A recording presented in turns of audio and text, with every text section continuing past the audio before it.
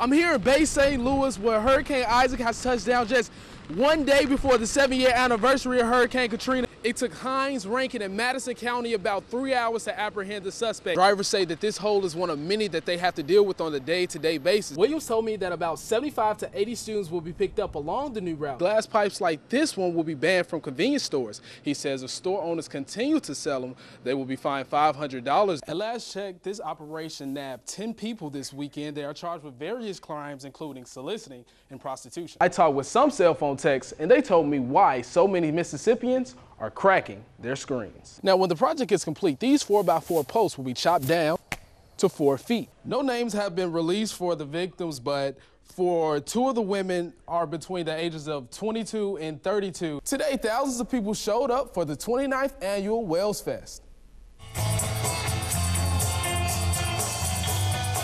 Nearly 50 vendors were at today's event at the Jamie Fowler Boyle Park in Jackson. Event organizers say the festival is their way of giving back to the community. Today, homeowners across the metro got a chance to get some help with their mortgages. Thousands of people showed up at the Jackson Convention Complex for a free event hosted by the Neighborhood Assistance Corporation of America. Lenders were on hand to help lower mortgages for homeowners who have struggled. Some police were in uniform, some undercover. They were staked out in key spots of the city, targeting prostitutes and their customers. We were able to ride along with one undercover cop to see how he is trying to stop the oldest profession from operating in Jackson. Friday evening, JPD started a 2-day undercover prostitution sting. We're targeting prostitutions, drug corners, all of those kind of problems. We were there with an undercover officer. It was just 2 grown people minding their own business. I ain't said that for no more. It wasn't no money exchange, no touching or nothing. How can I be a prostitute? No.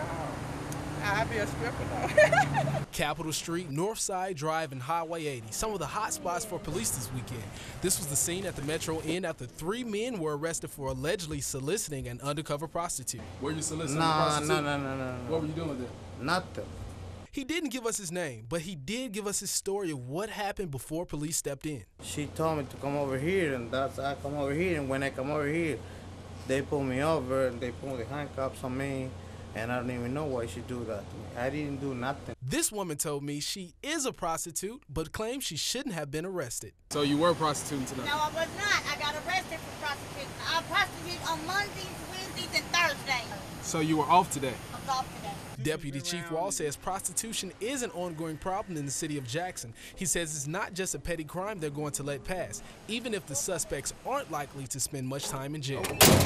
We're going to lock them up. If they get out in 30 minutes, then if they go back out there, we'll lock them up again. At last check, this operation nabbed 10 people this weekend. They are charged with various crimes, including soliciting and prostitution. Yeah, Stephen, I heard Deputy Chief Wall talk about this, though. What are the chances those folks will at least spend the weekend in jail? Yeah, Deputy Chief Wall told me most can post bond for around $50, but that criminal charge, that has to be taken to a judge, and it stays on their record. Live in the newsroom, Stephen Jackson, 16 WAPT News. 16 WAPT, Stephen Jackson joins us live in the studio. Stephen, I hear some of the parents are comparing today's scene to the aftermath of Hurricane Katrina. Take a look at the line of people in front of the convention center. When we got there, many of these parents say today's giveaway left them hot and frustrated.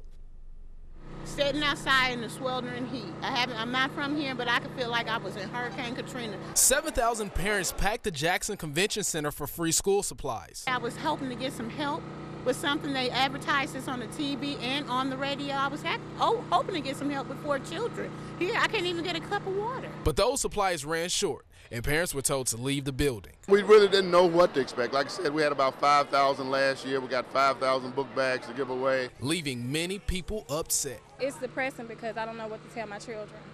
You know, I don't know what to tell them when we go to school next week. Some parents were not prepared to stand outside and wait. Passed out. Just literally elderly people. They're telling them they had to get out of some air conditioning to get back into the heat. Oh my God, it looked like Hurricane Katrina. It looked like devastation. Others say the event was unorganized. I never would like to come here again. The mayor's office called ahead to have an ambulance at the convention center. Paramedics were able to provide some relief, but AMR says 5 people were taken to the hospital for heat exhaustion. It's very unfortunate that that some of the people were overcome by the heat, you know, and certainly as we plan forward, the next year we're going to have to make accommodations for that. This was the event's third year, bringing out its largest crowd. Mayor Harvey Johnson told me that he's glad to see this event grow. Well, Stephen, before we let you go, we heard from parents that dozens of people were taken to the hospital. Yeah, Tammy, we checked with AMR. They say only 5 people went to the hospital to be treated because of the heat. AMR gave 15 other people bottled water and helped them cool off at the convention center. Tammy? The night before Warrior Dash, runners are gearing up and setting up camp. More than 10,000 runners will participate in the 5K obstacle run. Campers are excited about the race coming to Mississippi. I think it's a great experience. I think it's going to be an awesome turnout for everybody. I'm surprised it hasn't been here before. It's turned out to be a huge event for Mississippi and for the Jackson area. The race will be held on Elton Road in Jackson. Because of the large number of runners, the road will be shut down. Parking will be at the Coliseum for a $10 fee, and runners will be shuttled to the site. We are doing a campsite tonight. It seemed to be much more convenient for us to camp here. Some of us are from the Jackson area. The inconvenience of having to go down and catch a shuttle down at the Coliseum and come down here.